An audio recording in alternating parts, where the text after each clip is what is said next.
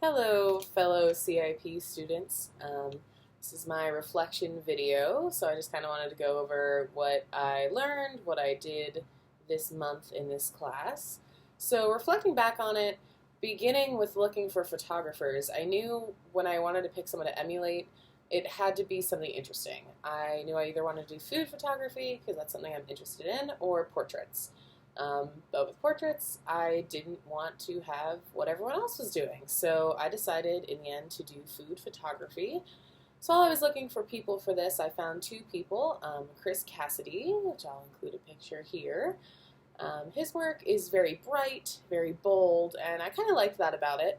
But then when I found Charles Schiller, which I'm also going to include here, um, he had more of a darker composition, a lot more contrast, and a lot of little details, whether it was wood grain on the table or adding other things into the picture. I really liked that a lot more than Chris Cassidy's.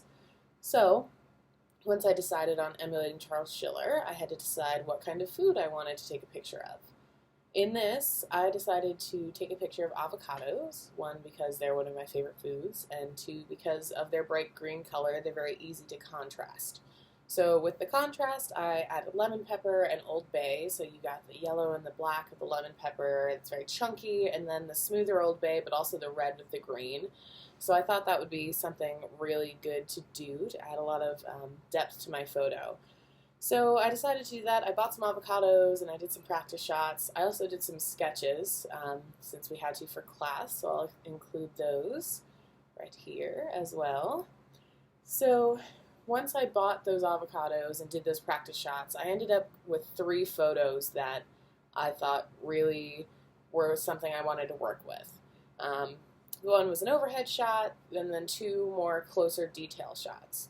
So I ended up picking the overhead shot in the end and editing it, and that is this one. So for this, I used the Sony Alpha 6000 camera, this guy over here that we got sent. Honestly, I'm not really a fan of it. I prefer my Nikon D3200 to it. I find being a mirrorless camera and still having 24 megapixels, it's not the clearest. I find that my Nikon is a lot clearer and I get better picture quality, and it's honestly just easier to use. The Sony Alpha 6000 has a lot of different menus and a lot of different confusing aspects to it.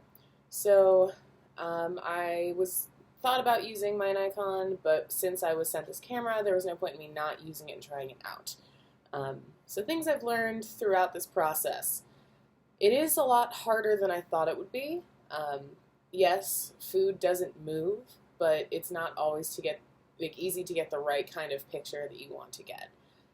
There's a lot of moving involved, a lot of lighting, a lot of different things that you don't really think of. You kind of think about putting things on a plate and taking a picture, and it's not that easy. So it was cool to be able to branch out and get something out of this by practicing this and knowing if that's something that I want to do in the future or if it's something I don't want to do. So I think it was definitely a good experience, and I'm glad that I had the opportunity to do it through this class.